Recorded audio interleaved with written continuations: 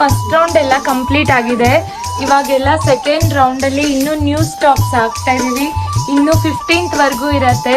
ಯಾರಿಗಾದ್ರೂ ಬೇಕಂದ್ರೆ ವಿಸಿಟ್ ಮಾಡಿ. ಸೇಲ್ಸ್ ಹಾಕಿದೀವಲ್ಲ, ಸ್ಯಾರೀಸ್ ಹೆಂಗಿದೆ, ಖುಷಿ ಆಯ್ತಾ? ಸ್ಯಾರಿ ನೋಡಿ ಕೇಳ್ಬಿಟ್ಟೆ ಬಂದೆ ನಾನು.